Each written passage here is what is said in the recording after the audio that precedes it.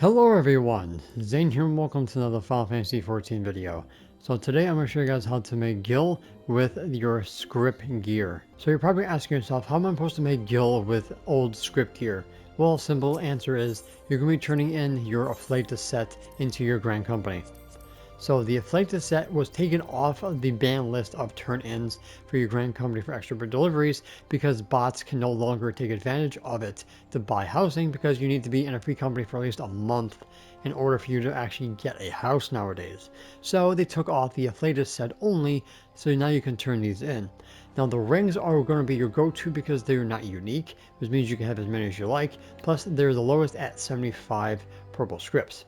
Now, the reason why I'm doing this now is because we no longer need our scripts anymore because most people have your crested set, which is the new set right now. And in 7.4, we get the new script gear for those of people who are trying to catch up, and you can use that instead and save yourself a crap ton of scripts.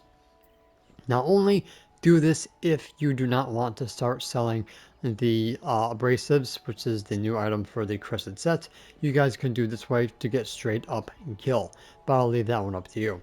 Gathering is the easiest because there's no resources that you need, unlike crafting. So, if you're going to be doing collectibles, try to do anything below level 100 because level 100 is going to give you orange.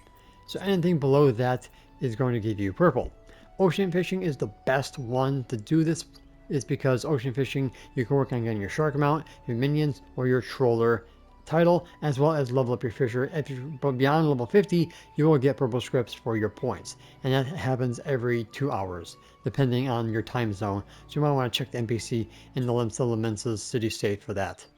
Now if you're doing fisher, my best advice for you is doing either Dawn Trail, since some of these are pretty easy to get. The Glitter Gale is probably the one I would go with the most.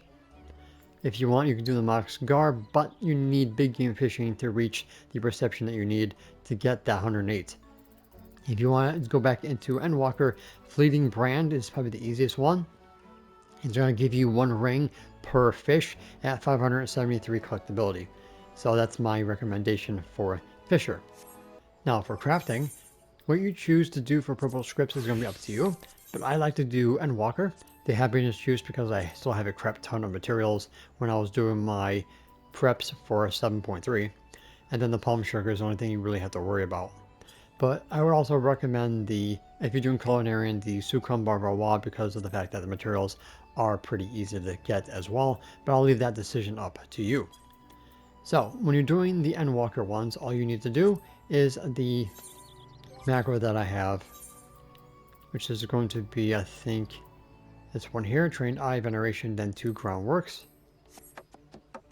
Takes care of your quality, and then Veneration and Groundwork takes care of your progress, and you can do this lickety split.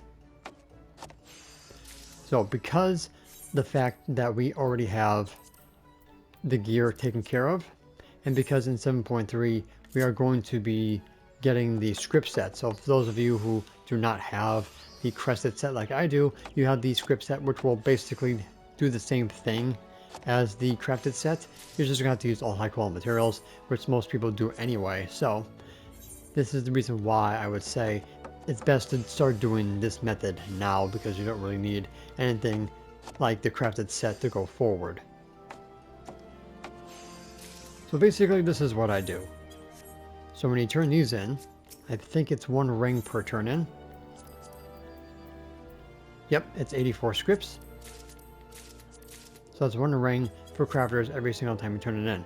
Now when 8.0 comes out, then you can end up doing these ones here, which are going to give you probably like 1 or 2 depending on which one you're doing.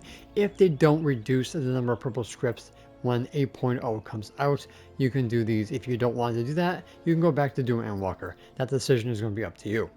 Hopefully they don't change this in the future, making this irrelevant. So yeah, take advantage of this as you possibly can. Now if you still want those mason abrasives, you can do cosmic exploration. It's 1,000 cosmic credits for that, but that's an alternative if you guys don't want to do your purple scripts, so you guys can double dip on the afflatus ring strategy, and then you can double dip on the mason abrasives to cosmic exploration, since they don't have any resources tied to that.